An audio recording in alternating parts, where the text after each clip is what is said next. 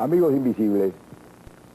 después de la separación de Venezuela de la Gran Colombia en 1830, en lo que los historiadores llaman la época nacional propiamente, hay tres figuras dominantes de la vida política y de la vida venezolana en general, que son en orden cronológico las de José Antonio Páez, José Tadeo Monagas y Antonio Guzmán Blanco. Estos tres hombres llenan el siglo XIX venezolano a partir de 1830, tienen una influencia decisiva en el rumbo que el país toma, personifican los cambios que van a ocurrir en esa época, los aciertos, los errores, las pérdidas de sentido del rumbo. Todo eso podría personificarse en la figura de estos tres caudillos que constituyen, por así decir, centros de poder irradiante y que determinan, sin duda alguna, de un modo enorme, el rumbo nacional y el sentido que los acontecimientos de la historia y de la política de Venezuela van tomando y adquiriendo. De estos hombres, que desde luego sería difícil comparar cada uno porque son de estilos muy diferentes y distintos, hay uno particularmente digno de estudio, que es posiblemente uno de los peor conocidos, porque desde luego a Páez lo conocemos mucho más y mejor, sobre todo gracias a su inmenso papel en la independencia, a Monagas un poco menos bien, y a Guzmán Blanco todavía sigue estando cubierto por el peso de la controversia de conservadores y liberales, de guzmancistas y antiguzmancistas, en lo cual hay pues la larga lista de las diatribas que se le dirigían como autócrata, como tirano, como hombre caprichoso y arbitrario, como hombre deshonesto en el manejo de los dineros públicos, como hombre que se enriqueció, y simultáneamente la propaganda de los liberales de su tiempo y posteriores que llegaban al endiosamiento de Guzmán, a comparar a Guzmán con Bolívar, a decir que Guzmán había sido el gobernador más ilustrado y más capaz que Venezuela había conocido, que su obra de civilización era inmensa. De modo que entre estas dos versiones, entre estas dos vertientes, entre este blanco y negro, la historia se pierde un poco y la visión que tenemos los venezolanos no es una visión cierta. Habría que hacer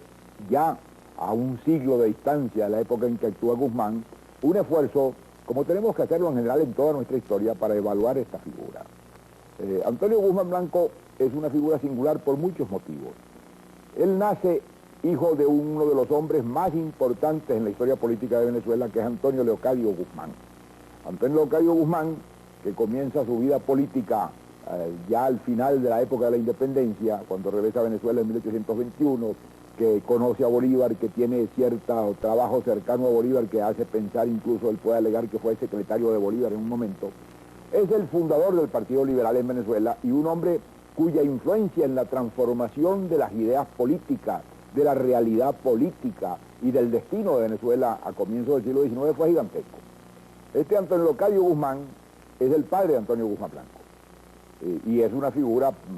de político excepcionalmente importante y significativa. De modo pues que la influencia que debió ejercer esto en el ánimo de su hijo, que creció a su sombra, que pasó su infancia y su adolescencia en la peor época de la lucha política de Antonio Leocadio, que pudo conocer a través de su padre y de la realidad que lo rodeaba los grandes personajes políticos de la Venezuela de su tiempo y las fuerzas que se movían detrás o debajo de ellos, recibió de esta manera una educación, una preparación y una incitación continua a convertirse en un político, en un hombre que iba a la lucha política. Su padre inicia la lucha política en Venezuela espectacularmente con la fundación del gran periódico El Venezolano en 1840. En esa época, Antonio Guzmán Blanco, que había nacido en 1829, tenía 11 años de edad. Entonces, él vive en esa atmósfera de encendida lucha, de polémica, de agresiones, de diatribas que rodearon toda la acción de Antonio Leocadio Guzmán. Y el año de 1846, cuando Antonio Leocadio Guzmán lanza su candidatura a la presidencia de la República frente a Páez, y que todos sabemos que va a tener consecuencias muy graves, que va a ser el semillero de una división profunda de los venezolanos y la base de la cual va a partir más tarde toda la Revolución Federal, todos sabemos que esta es una ocasión de una importancia extraordinaria. En ese momento, Antonio Guzmán Blanco es un adolescente que tiene 16 años y él ve cómo su padre se convierte en una especie de caudillo civil, cómo inmensas muchedumbres lo siguen, cómo está a punto de conquistar la presidencia de Venezuela, cómo sus enemigos políticos lo persiguen y por último lo encarcelan y por último lo condenan a muerte y le arrebatan la posibilidad de un triunfo político. Y él va a acompañar a su madre a la casa del nuevo presidente de la República que ha vencido a su padre en la lucha electoral, que es el general José Tadeo Monagas, para que su madre en presencia de él se arrodilla ante José Tadeo Monagas y le pida la vida de su marido. De modo que él va a tener una formación en la cual muchas cosas van a quedar en su espíritu, una visión de la realidad política de Venezuela, un odio irrazonable, un odio mamado, un odio que viene del ambiente de la casa paterna, hacia lo que él llamó más tarde y que llamó su padre primero los oligarcas, es decir, los hombres que acompañaban a Páez en el gobierno y que para él eran los enemigos de su padre, los que lo habían condenado a muerte, los que estuvieron a punto de ejecutarlo y además él había oído durante años y años la prédica de Antonio Locadio contra todo ese grupo político y social que más tarde se llamó el conservatismo o los oligarcas. Todo esto explica en gran parte su espíritu. Él va a estudiar. Es de pensar que en un momento dado él pensaría en una carrera política como la de su padre, en ser un periodista, en ser un hombre de ideas, en ser un hombre de partido político, pero las circunstancias de Venezuela van a cambiar. Esa Venezuela en que todavía había un debate político, en que se podía fundar un partido, que es la que va de 1830 hasta 1846, hasta que viene José Tadeo Monagas, va a cambiar radicalmente, porque allí van a empezar a ocurrir cosas con las que no se contaba. En primer lugar, va a afirmarse un nuevo caudillismo, que no es ya el turno pacífico de los partidos en el poder, que es el que personifica José Tadeo Monagas. Va a insurreccionarse Páez y va a caer Páez y se va a destruir el paecismo y él va a ver destruirse eso. Él está estudiando Derecho en la universidad y se gradúa de abogado, y luego en la época de Monagas, en la que su padre tiene nuevamente una gran figuración, y es en un momento dado un hombre que se piensa que puede ser el futuro presidente otra vez de Venezuela, él va a los Estados Unidos y pasa un tiempo en Filadelfia como cónsul de Venezuela. De modo que tiene una visión de otro mundo, de otra civilización, de otra política. Y regresa a Venezuela cuando ya la situación de Monagas se descompone y va a venir el alzamiento militar que pone fin a este personalismo de Monagas en 1858. De modo que cuando en 1858 esto ocurre, y en ese momento Guzmán Blanco tiene cerca de 30 años, él ve caer el personalismo de Monagas, ve surgir una situación caótica en la que había una división entre conservadores y liberales, ve la tambaleante figura del presidente que surge de aquel movimiento, que es el general Julián Castro, sin posibilidad de sostenerse, y desde luego él concibe que hay una oportunidad para un hombre de acción, pero él piensa, y esto es muy importante, que el camino de su padre no puede ser el suyo, que en esa Venezuela que él está viviendo y viendo, y sobre todo después de la caída de Monagas, un dirigente civil, un periodista, un intelectual como era su padre, no tiene posibilidades de llegar al poder. Que la posibilidad de llegar al poder pasa por los campamentos, pasa por la lucha armada, que es necesario ser un caudillo militar para poder aspirar a ejercer el poder. Y esto lo piensa él deliberada y fríamente y resuelve hacerlo así, convertirse en ese caudillo militar. De tal modo que ya en 1859 él hace una primera tentativa un poco ridícula de tomar a Caracas en una algarada que fracasa, que se llama la Galipanada, y luego cuando el gobierno de Julián Castro destierra a los principales jefes liberales, destierra a Falcón, destierra a Zamora y destierra al viejo Antonio Locadio, destierran también a Antonio Guzmán Blanco, que se va a las Antillas con su padre, con Falcón y con Zamora, a preparar la Revolución Federal. Aquí empieza una nueva etapa de la vida de este hombre. Esa etapa es muy significativa y tiene aspectos muy curiosos. Él se traza un plan para convertirse en un jefe. No lo considera un jefe militar, no ha sido nunca un jefe militar. Él es el hijo de Antonio Locadio Guzmán, es un mozo inteligente y audaz, pero él figura al lado de Falcón como un secretario. Él va allí en una posición de secretario, como decían en el lenguaje de la época, un plumario. No lo ven como un jefe militar, no lo es. Incluso físicamente, él se preocupa de esto. Él era un hombre de figura muy fina, muy delicada,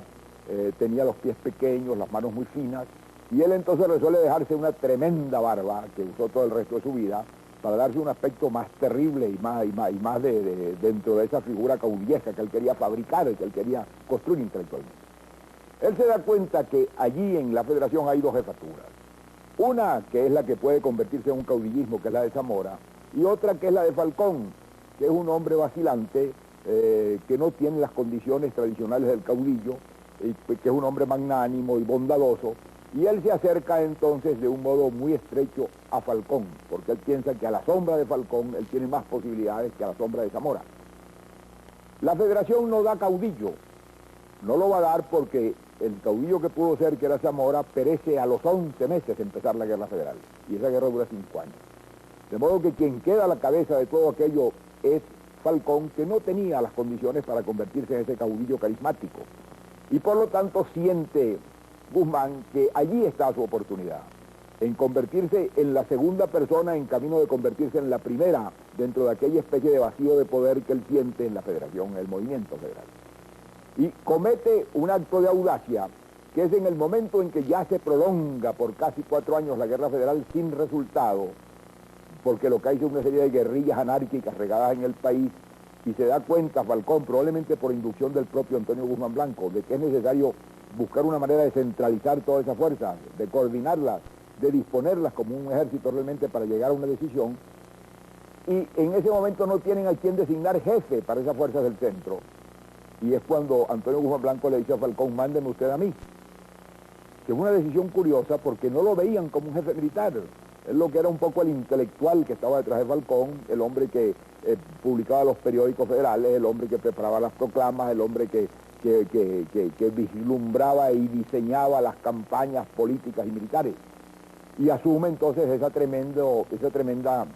decisión de convertirse en el jefe militar que va a coordinar las guerrillas del centro. Y eso lo hace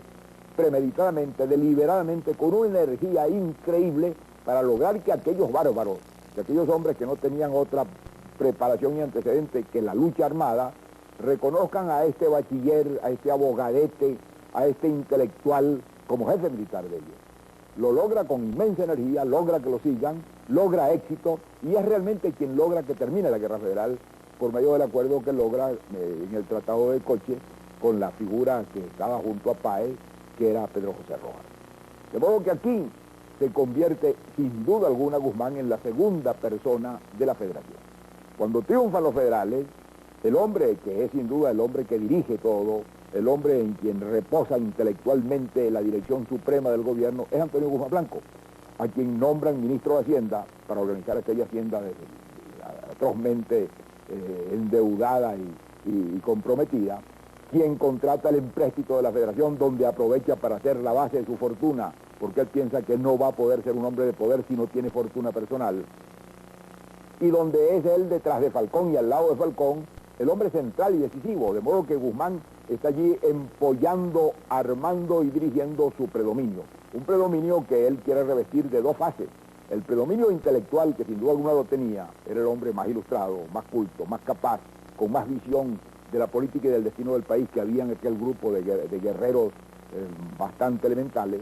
y luego el afirmar también su autoridad de jefe militar, que aquellos hombres le obedecieran y lo respetaran, no solamente porque intelectualmente él podía ser superior, sino porque también era un jefe militar superior a ellos, y él procura imponer ese respeto en esos 2 aspectos, y es la tentativa que él va a lograr. Cuando fracasa el gobierno de la Federación, cuando Guzmán termina por alejarse de Falcón y cae el gobierno de la Federación por ineptitud de los hombres que lo gobernaban, por anarquía entre ellos, es evidente que la única figura que hay allí de todo ese inmenso movimiento que puede centralizar algo es Antonio Guzmán Blanco. Cuando viene el gobierno de los azules momentáneamente con el viejo José Tadeo Monagas como un fantasma a la cabeza de unas tropas para heredar el caos de la Federación, y que no dura nada porque se muere a los pocos meses el general Monagas,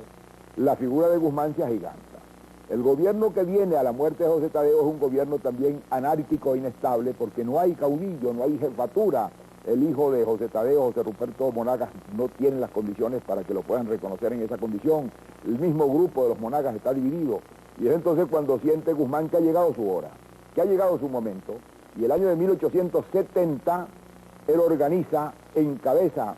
y hace triunfar una insurrección armada que parte de Curazao y que en muy breves meses toma a Caracas, y que es lo que se llamó en el lenguaje de la época la Revolución de Abril.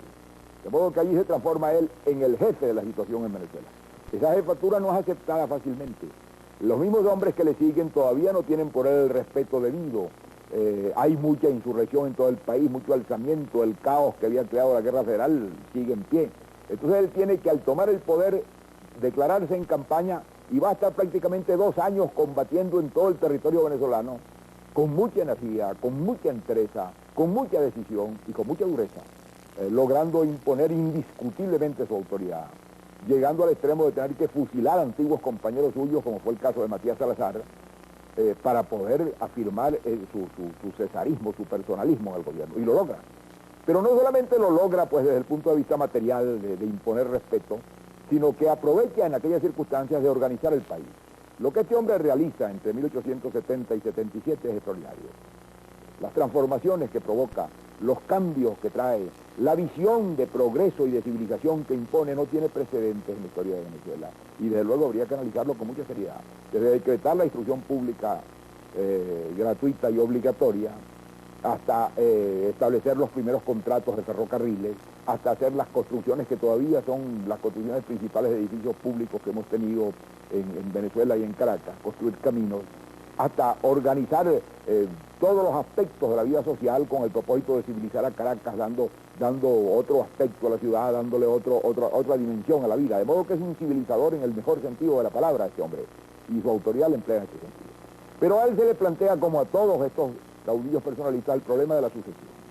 Porque en Guzmán hay otro aspecto que es muy curioso. Este hombre tan sediento de poder, este hombre que tan deliberadamente se lucha por alcanzar el poder, él tiene al mismo tiempo como una especie de hastío del poder. Él está enamorado de la vida francesa. Él ha descubierto a París y él quiere vivir en París. Y tiene los medios de hacerlo porque se ha convertido en un hombre muy rico. Y por lo tanto él aspira no a seguir gobernando dentro de Venezuela o siendo un poder detrás del trono en Venezuela, sino siendo un poder detrás del trono desde Francia, lo cual es muy peculiar y muy curioso. Y cuando termina ese primer periodo, esa primera etapa de 7 años, que se llama el septenio, él escoge a un teniente suyo, que es el general Alcántara, para ponerlo en la presidencia. Pero introduce una innovación que él cree que va a salvar la estabilidad del país. Establece un periodo presidencial de 2 años. Los presidentes van a durar 2 años. Desde luego, esto era incompatible con cualquier idea de progreso. En 2 años no había tiempo de realizar ninguna obra de ninguna especie. Era una especie de tobogán político, era una especie de turno para calmar impaciencias, para que los distintos aspirantes y caudillos en Agraz pudieran calmar su deseo de poder, esperando que pasaran los 2 años del turno del que estaba allí para entrar ellos, o los 4 años para esperar que pasaran 2. Esto significaba condenar al país a no tener gobierno prácticamente, a una serie de personalismos interruptos donde la única autoridad que había era la de Guzmán, que estaba detrás. Y esto se demuestra que no funcionaba, porque inmediatamente Alcántara va a intentar 2 cosas. Primero, reaccionar contra la autoridad de Guzmán, que se había ido a París, y en segundo lugar, a prolongar el periodo constitucional, además de esos 2 años ridículos en que no había manera de hacer nada, sino de pasar como un huésped transitorio por la Casa de Gobierno, o de enriquecerse personalmente, sin poder ejercer una autoridad política establecida. Y esto va a ser un mal que él no va a lograr vencer. Cuando Alcántara reacciona, esa reacción ha podido ser de consecuencias graves para Guzmán. Afortunadamente para él, Alcántara se muere. Y entonces hay una reacción de jefes militares guzmancistas que aclaman a Guzmán y provocan su regreso a Venezuela en lo que se llamó la reivindicación. Y él vuelve otra vez a gobernar. Claro que no gobierna 2 años, no altera la constitución de 2 años, pero él gobierna de una manera irregular los 3 primeros años y luego los 2 años que le correspondían del periodo. Y luego establece otra vez el turno bianual. Quien lo va a desempeñar es otro de sus tenientes, hombre muy fiel a él, que es el general Joaquín Crespo. Y Crespo cumple, que Crespo no reacciona, Crespo mantiene las espaldas cubiertas a Guzmán, que se vuelve a marchar a Europa, a vivir en París, que era su aspiración, como un príncipe extranjero, codeándose con la aristocracia francesa, casando a sus hijas con el duque de Morny y con el marqués de Noé, y viviendo pues como un nabab extranjero y pintoresco en el París de la época, y gobernando desde allá por control remoto el remoto país que era aquella Venezuela que él trataba de civilizar. Regresa nuevamente a Venezuela para un nuevo periodo presidencial, el año de 86, pero ese periodo de 2 años él no lo va a cumplir. El año de 1887 él se vuelve a retirar a Francia y esta vez es definitivamente. ¿Por qué se marcha Guzmán? Estaba cansado, ya tenía 17 años de poder dominante en Venezuela, se daba cuenta de que las aspiraciones eran incontenibles, de que no iba él a poder mantener aquello a menos que se resignara a quedarse aquí, a luchar aquí y a embarcarse en una pugna sin tregua para imponer su cesarismo personal, y resuelve, ya cansado, ya viejo, retirarse a Francia. El hecho es que lo hace el año 87, se va a Francia y allí no va a regresar más nunca a Venezuela, va a morir años después, va a morir 12 años más tarde, el año de 1899 en París. Y en ese tiempo el guzmancismo se desintegra, desaparece, se va disolviendo, vienen las presidencias civiles de Rojas Paul, que reacciona contra Guzmán abiertamente, de Andueza Palacio, y por último la conquista violenta del poder por las armas que realiza su antiguo teniente ya disgustado con él, que es Joaquín Crespo. De modo que ahí se disuelve el guzmancismo y termina. Pero ha dominado la vida venezolana prácticamente desde el gobierno federal, donde él era la segunda persona y la figura intelectual predominante, hasta por lo menos 1887, en que él se retira definitivamente de Venezuela, aunque pretende seguir gobernando ese país. Si uno se pone a hacer el balance de lo que este hombre logra, es inmenso. Claro que habría que preguntarse, ¿lo logra mientras él está? ¿Lo logra al precio de un personalismo? ¿Lo logra al precio de una autocracia corrupta en muchos aspectos, aunque civilizadora y progresista en muchos otros? Y sobre todo lo logra sin poder establecer un sistema estable,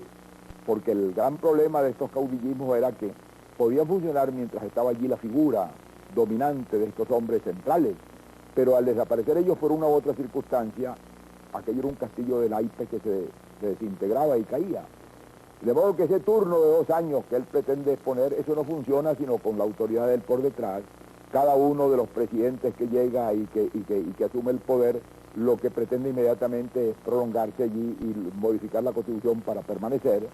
que es lo que finalmente intenta hacer el doctor Andueza Palacio, con el resultado de que provoca el alzamiento de Crespo, y Crespo cierra ese ciclo del guzmancismo.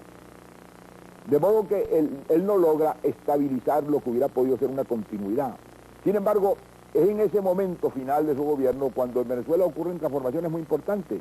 Empiezan a circular ideas nuevas, es el momento en que entra en Venezuela el positivismo filosófico, en que empieza a circular una nueva visión de la historia de Venezuela,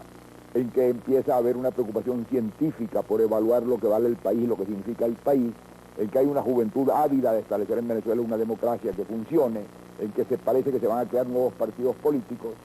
Pero todo esto, claro, está sobre una base frágil y transitoria, que es la de esa especie de sistema convencional que Guzmán ha establecido, y que sin Guzmán por detrás difícilmente se va a mantener. Y ya Guzmán no está por detrás, Guzmán se ha marchado a París, Guzmán está viviendo su vida de gran señor principesca muy lejana, donde está en contacto con Venezuela, desde luego, donde está recibiendo información, hasta el momento en que ocurre ya la ruptura abierta con el doctor Rojas Paul, que había sido el presidente más o menos designado por Guzmán, y que resuelve reaccionar contra Guzmán, derriban las estatuas de Guzmán en Caracas y hay una reacción antiguzmancista, que él comprende que allí ha llegado pues el final de su predominio, aunque en el fondo desde París él seguía pensando en que lo volverían a reivindicar, en que alguno de sus antiguos tenientes tomaría el poder y lo volvería a llamar, o en todo caso solicitaría su apoyo moral y político para seguir adelante, porque esa visión y esa ambición no la pierde él hasta que muere de 70 años de edad en París. Modo que el siglo XIX venezolano es imposible comprenderlo y entenderlo sin la figura de Guzmán. Y la figura de Guzmán es una figura compleja. Es un hombre que es una mezcla de condiciones distintas y hasta contradictorias. Un hombre con una inmensa ambición de poder, con una inmensa energía,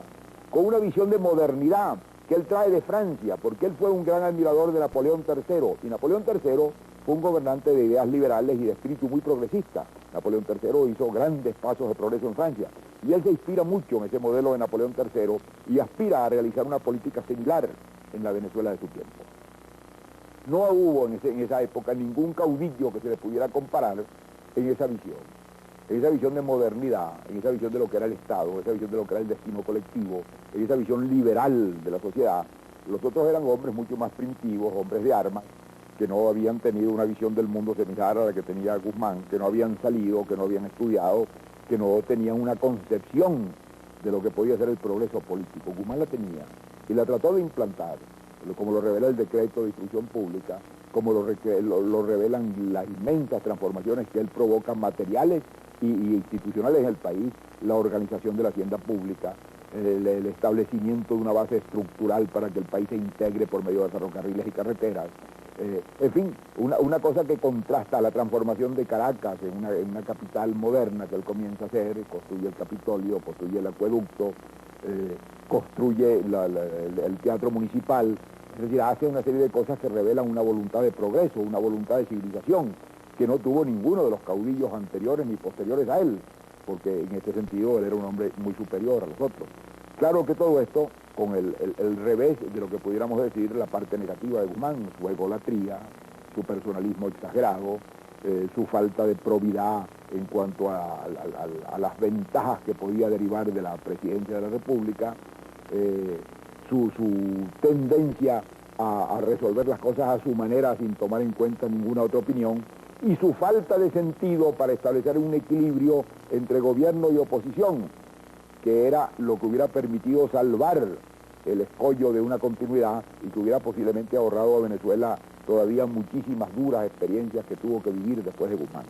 Pero con todo ello es una figura demasiado importante y demasiado central para que no nos detengamos a estudiarla. Es un hombre que revela mucho una época del país y que influye definitivamente en el que el país tomara otro rumbo. Hay que pensar que Guzmán sale de la Guerra Federal, pero que Guzmán es un poco el heredero del caos que trae la Guerra Federal y que trata entonces de organizar eso para